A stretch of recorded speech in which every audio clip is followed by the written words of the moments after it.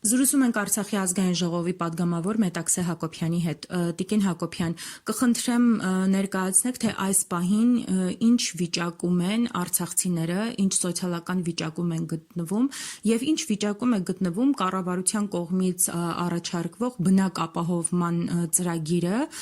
որը իրականացնելու համար արցախցիներին, այսպես ասած, ստիպում են, որպեսզի ընդունեն Հայաստանի քաղաքացիություն։ Տեսեք, կառավարության հայտարարությամբ 25,000 ընտանիքի մասին է խոսքը ձևավորված, որոնք բռնի տեղահանվել են, իսկ իհարկե ավելի շատ հաստատ կան, քան 25,000-ը, որովհետև այստեղ չեն գումարվել նաև 20 թվականի պատերազմի արդյունքում տեղահանվածները, Հադրութ, Քաշաթաղ, Հումյան, Շուշի եւ հետեւաբար թիվը հաստատ ավելին է, քան 25,000 ընտանիքը։ Նույն կառավարությունը նաեւ հայտարարում է մոտ 900 կամ մի քիչ ավել ընտանիքների սերտիֆիկատ ստանալու մասին։ Դրանից անհամեմատչած նույնիսկ երակի կամ քառակի անգամ ցածր մարդկանց կամ ընտանիքների է հաջողվել ձեռք բերել բնակարան։ Այսինքն մենք բռնի տեղահանումից 2 տարի անց արձանագրում ենք, որ այս ծրագիրը հաջողված չէ։ Եվ եթե ավելի խորն ենք ուսումնասիրում, ապա այն մարդիկ, ովքեր սերտիֆիկատը իրացրել են, խոսքը գնում է այն ընտանիքների մասին, ովքեր լրացուցիչ հիպոթեք ձևակերպելու հնարավորություն են ունեցել։ Այսինքն եթե զուտ սոցիալականի մասին խոսենք, ապա որպես ծրագիր չի հաջողել միանշանակ եւ էլի շարունակում են ամենայնպես ին բազմաթիվ հանդիպումները, զրույցները ընտանիքների հետ վերում են այն համոզման, որ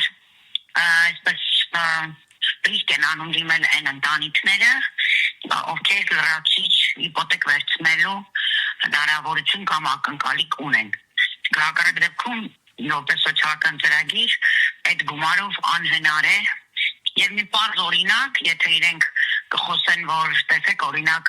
շրջանակը մեծացրել են, օրինակ 4 միլիոնով բնակարան գնելու հնարավորության եւ ներառել են Էջմիածին, Արմավիրի մարզից գյուղեր, որոնք ավելի մոտ են Երևանին, ապա միանշանակ որևէ մեկը հերքել չի կարող եւ ես կփաստեմ, որ հենց այդ հատվածում բնակարանների գները անհամեմատ աճել են այն պահից սկսած, երբ իշխանությունները հայտարարեցին 4 միլիոն արդեն այդտեղ ծրագիր իրականացնելու մասին։ Այնպես որ որևէ վերահսկողություն, որևէ կառավարման մեխանիզմ ներդրված չէ։ Եվ էլի մարդիկ մենակ են իրենց խնդիրների հետ։ Իսկ ինչ վերաբերում է զուտ իրավական մասին, այո, սա էլի ծանր իրավիճակում հայտնված արցախցիները էլի չեն շտապում քաղաքացիությունը վերցնել, որովհետև ինչքան էլ հայտարարվի, որ որևէ իրավական հետևանք չունի, շատ դեպքեր նույնիսկ մենք ենք հակված լինում այդպես մտածել, որովհետև նաև սա շատ լավ գործիք է արցախցիներին ընդհանրապես թույլ չտալու գալիք կամ սպասվելիք ընտրություններում լայնի իրավունք ունենալու, որտեղ նաև շատ լավ հասկանում էին այս իշխանությունները նման պահանջ դնելով քաղաքացիության, որ մարդիկ այո վտանգները տեսնելով չեն վերցնելու քաղաքացիություն եւ հետեւաբար նաև չեն մասնակցելու ընտրություններին։ Սա իրենց համար շատ լավ առիթ է, որովհետեւ արցախցիները դուրս մնան նաև ընտրելու հնարավորությունից, հասկանալով վերաբերմունքը իրենց նկատմամբ։ Իսկ մնացած առումներով իհարկե իրավական վտանգները բազմաթիվ են, երբ արցախցիները ընդունում են Հայաստանի քաղաքացիությունը, իրենց պարտադրած քաղաքացիությունը, հետագայում նաև այս իշխանությունների չլինելու պարագայում մենք չգիտենք ինչպիսին կլինի բանակցային գործընթացը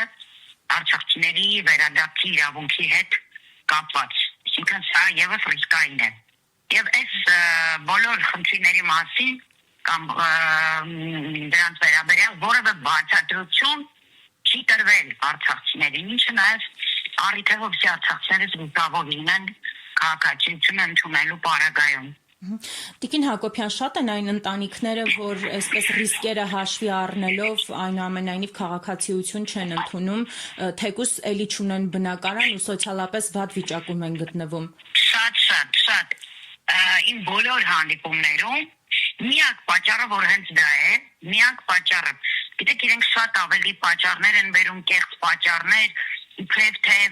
ծառայությունից խուսափելու համար եւ այլն, հիմար պատճառաբանություններ, բայց ես ասեմ, այն արցախցիները, ովքեր